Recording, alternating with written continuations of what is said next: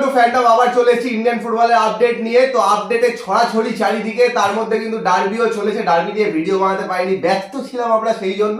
তো সেই জন্য ক্ষমা করে দিও দয়া করে, কিন্তু এর পরের গুলোতে অবশ্যই বানাবো। তো সেই কথাবার্তা নিয়েও বলবো। তাছাড়া ইন্ডিয়ান ফুটবলে প্রচুর কিন্তু ট্রান্সফার হচ্ছে, বড় বড় বিদেশি সাইনিং হচ্ছে, ইন্ডিয়ান প্লেয়াররা কিন্তু এদিক ওদিক ছিটকে চলে যাচ্ছে। সেই সব নিয়ে যা যা আপডেটস আছে ইস্ট বেঙ্গল মোহনবাগানকে নিয়ে, তো সেগুলো অবশ্যই বলবো। তো সবার আগে যে কথাটা, এখন যারা সাবস্ক্রাইব করেনি অবশ্যই করে নিও, আর বেল আইকনটা টিংটং করে অল অপশনটা প্রেস করে দিও রেগুলার নোটিফিকেশন পাওয়ার জন্য। আমাদের ফেসবুক আর ইনস্টাগ্রাম পেজটাও ফলো করে নাও, ডেসক্রিপশনে লিংক দেওয়া আছে। তো পূজার থেকে প্রথমেই শুরু। তো প্রথমেই চলে আসি যেই রকম অন্যরকম আপডেট দিয়ে আমি শুরু করি, তো সেগুলো দিয়ে বলবো। তো প্রথমে বলি খেলো ইন্ডিয়া ইউথ গেমস 2024 বয়েজ এসে ফিক্সারটা একটু বলে দিই। ওয়েস্ট বেঙ্গল গোয়া 23শে জানুয়ারি দুপুর 3টে থেকে, 25শে জানুয়ারি ওড়িশা ওয়েস্ট বেঙ্গল সকাল 9টা থেকে, ঝাড়খণ্ড ওয়েস্ট বেঙ্গল 27শে জানুয়ারি 3টে থেকে। তো এই খেলাগুলো হবে। এবং খেলো ইন্ডিয়া ইউথ গেমস 2024 গার্লস এরটাও বলে দিই, আজকে কিন্তু খেলা রয়েছে তাদের ওয়েস্ট বেঙ্গল ভার্সেস ওড়িশা দুপুর 3টে থেকে, ওয়েস্ট বেঙ্গল ভার্সেস তামিলনাড়ু সকাল 9টা থেকে, এটা হচ্ছে 25 তারিখ। আর 27 তারিখ রয়েছে ওয়েস্ট বেঙ্গল ভার্সেস হরিয়ানা দুপুর 3টে থেকে। স্কোর আপডেট অবশ্যই আমাদের ফেসবুক এবং ইনস্টাগ্রাম পেজে আমরা পোস্ট করে দেবো। এবং তার সাথে বলে দিই যে আই লিগ 2 কিন্তু শুরু হয়ে গেছে। গতকাল বেঙ্গলের যে একমাত্র টিম আই লিগ 2 তে প্রতিনিধিত্ব করছে, তাদের খেলা ছিল United sports versus sporting club Bengaluru. তো সেটা কিন্তু 1-0 গোলে জিতেছে। আর সেই বিস্ময় বালক সাহিল হারিয়ান সিএফএল এ অনবদ্য খেলেছিল, তার গোলেই কিন্তু জিতেছে। আর এবছর কিন্তু ইউনাইটেড সেকেন্ড ডিভিশন আই লিগের জন্য টিমটা কিন্তু যথেষ্ট ভালো করেছে। শুভম সেন মানে তাতাইদাকে নিয়েছে, মনোতোষ চাকলাদারকে নিয়েছে, সৌভিক বলের মতো এক্সপিরিয়েন্স ডিফেন্ডারকে নিয়েছে। এছাড়া ইউনাইটেডের যে কোর টিম সেটাও রয়েছে। এবং বলে রাখি দিলীপ ওরাও যে গোকুলামে ছিল, সেও কিন্তু এই টিমের রয়েছে। তো এরকম তো প্রচুর আপডেটস আছে, কিন্তু এবার চলে আসি যে নিখিল পূজারি করে যাচ্ছ চারিদিকে। নিখিল পূজারি খুব সম্ভবত লোন ডিল হতে পারে, যেটা চারিদিকে দেখেছো। আর শুরুতেও তোমাদের বলেছিলাম যে সবে 2023 মানে এই সিজনের শুরুতে কিন্তু নতুন কন্ট্রাক্ট দিয়েছে পূজারিকে 2026 অবধি। তো সেই জায়গা থেকে হায়দ্রাবাদ ছাড়বে না বলেই তোমাদের বলেছিলাম তখনও, কিন্তু তারপরে কিন্তু অনেক অ্যাডভান্স স্টেজে কথা হয়েছে, এখনো কিন্তু চেষ্টা করে যাচ্ছে যে একদম ট্রান্সফার করে নেওয়ার। কিন্তু হায়দ্রাবাদের থেকে কিন্তু জানানো হচ্ছে যে লোনে কিন্তু ছাড়তে পারে এন্ড অফ দ্য সিজন অবধি। তারপরে পরের সিজনে কি হবে সেটা তারপরে দেখা যাবে, মানে সামার ট্রান্সফার উইন্ডোতে। আমি কিন্তু বলবো যদি লোনেও নেয় এই মুহূর্তে, বাকি সিজনটার জন্য ইস্ট বেঙ্গলে কিন্তু যথেষ্ট হেল্প হবে, কারণ একজন যথেষ্ট ভালো প্লেয়ার আর কনফিডেন্টলি খেলছে এই মুহূর্তে। শুধু আইএসএল না, ন্যাশনাল টিমের হয়েও কিন্তু কনফিডেন্টলি খেলছে। তাকে কিন্তু পেয়ে গেলে যদি লোনেও পায় 6 মাসের জন্য, ইস্ট বেঙ্গলে কিন্তু লাভই হবে। তো যেটা মেন প্রবলেম হায়দ্রাবাদে, সেটা হচ্ছে ওদের ফিনান্সিয়াল প্রবলেম, সেটা তো সবাই জানে। তো ওরা ইনভেস্টারের জন্য কিন্তু অবশ্যই চেষ্টা করছে, আর সেই জন্যই সবাইকে কিন্তু লোনে ছাড়ছে। যদি ইনভেস্টার পেয়ে যায়, প্রবলেম সলভ হয়ে যায়, তাহলে কিন্তু সেই প্লেয়ারদেরকে আবার নিয়ে নেবে নিজের টিমে। তো সেই জন্যই সবাইকে লোনে ছাড়তে চাইছে, কাউ কিন্তু ট্রান্সফার ফি দিয়ে ছাড়ছে না। সেজন্য নিখিল পূজারির একটা সম্ভাবনা রয়েছে, মানে খুবই প্রবল সম্ভাবনা নিখিল পূজারির ইস্ট বেঙ্গলে আসার। এছাড়া হিতেশ শর্মাকেও ট্রাই করেছিল, বাট হিতেশ শর্মাটা হবে কি হবে না সেটার সম্ভাবনা এখনো 50-50, মানে হবে না এর দিকে একটু ঝুঁকে রয়েছে।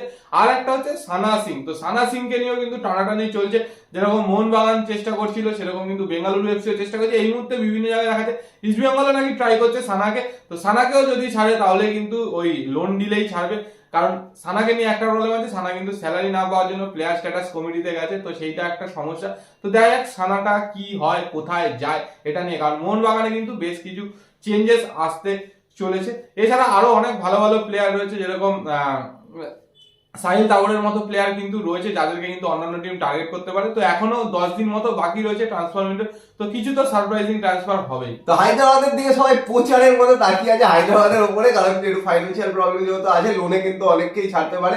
অলরেডি দেখেছো প্লেয়ারদের কিন্তু ছাড়া শুরু করেছে। তো সেই জায়গা থেকে দেখা যাক, এখনো কিন্তু সময় আছে, ওই 10 দিন যেরকম পুছে বললো সময় আছে। আর তাছাড়াও মোহনবাগানের বিদেশিদের নিয়ে প্রচুর কথা উঠে, ডার্বিতে যেহেতু হেরে গেছে, ডার্বিতে যেরকম খেলতে পারে, বিদেশিদের নিয়ে প্রচুর কথা যে একে ছেড়ে দিতে পারে, তাকে ছেড়ে দিতে পারে। তো সেই নিয়েও পুছের বক্তব্য আছে, সেগুলো নিয়ে তো বলবোই, কিন্তু তার আগে কিছু অন্যান্য আপডেট আবার একটু দিয়ে দিই। তার মধ্যে বলে রাখি কাশ্মীরের একজন 17 বছর বয়সী প্লেয়ার, যে সাব আন্ডার 17 চ্যাম্পিয়ন হয়েছিল, ফাইজান ওয়াহিদ। তো ওকে কিন্তু ইস্ট বেঙ্গল খুব সম্ভবত আন্ডার 17 যে রিলায়েন্স ফাউন্ডেশন ইউথ লিগ তার জন্য নিতে চলেছে। আর এই প্লেয়ারটার একটা খুব পজিটিভ সাইন, অনেকগুলো পজিশনে কিন্তু খেলতে পারে, right wing, left wing, right back, left back, এই পজিশনগুলোতে খেলতে পারে রহিম নবীর মতো।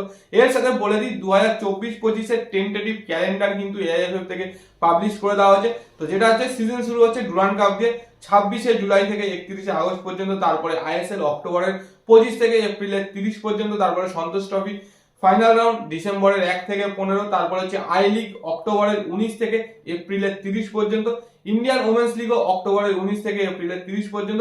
এর সাথে সুপার কাপও হতে পারে আগামী বছর, নাম চেঞ্জ হয়ে ফেডারেশন কাপও হতে পারে, তো সেটা ডিপেন্ড করছে AIFF এর উপরে।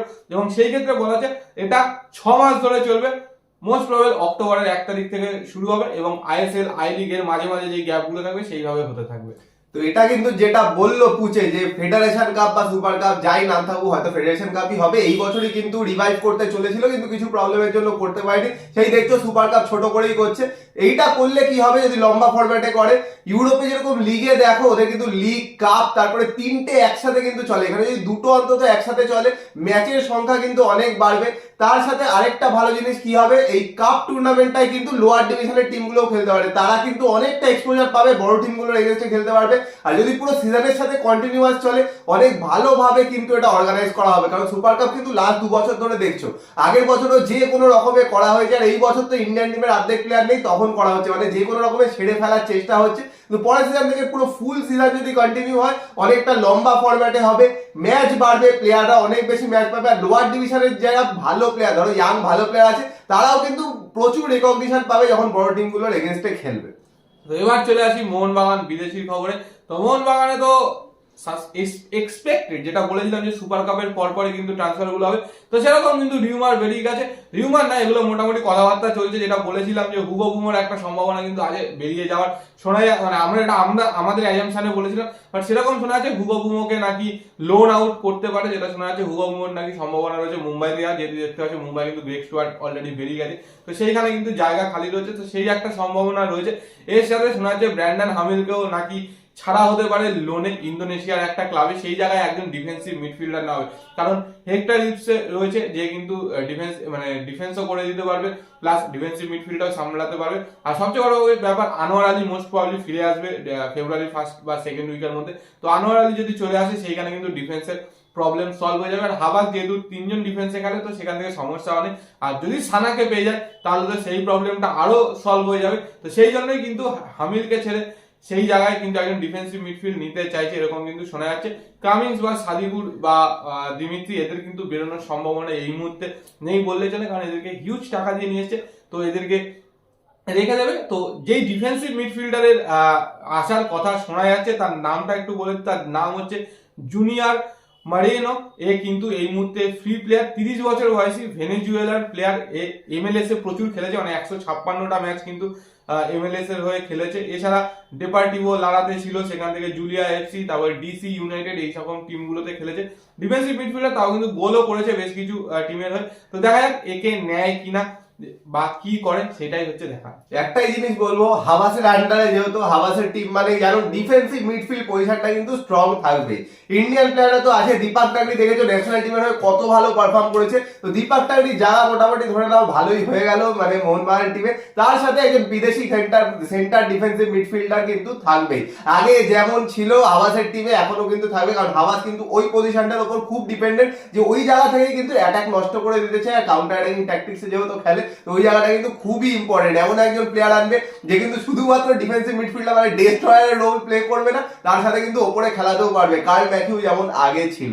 তো দেখা যাক এই চেঞ্জেস গুলো কিন্তু হতে পারে। আর হুগো বেরিয়ে যাচ্ছে, এটা চারিদিকে তো শুনতেই পাচ্ছ, এটা কিন্তু প্রবল সম্ভাবনা আছে। তো সেই নিয়ে মোহনবাগান ফ্যানদের কি বক্তব্য কমেন্ট বক্সে কমেন্ট করে জানাও, আর ইস্ট বেঙ্গল ফ্যানদের কি বক্তব্য ডার্বি জয়ের পরে, ডার্বি কেমন লেগেছে ডার্বি জয়ের পরে, আর ক্লেইটন এত সুন্দর খেলেছে, সবাই এত সুন্দর খেলেছে, ইয়াগো ফালকে আসছে, সবকিছু নিয়ে কি বক্তব্য কমেন্ট বক্সে কমেন্ট করে জানিও। আর অবশ্যই নিখিল পূজারীকে নিও, আর ভিডিওটা পছন্দ হলে লাইক করে দিও, শেয়ার করে দিও, আর চ্যানেলটা অবশ্যই সাবস্ক্রাইব করে দিও, আর বেল আইকনটা টিং টং করে দাও রেগুলার নোটিফিকেশন পাওয়ার জন্য। তো চলো এখনের জন্য টাটা।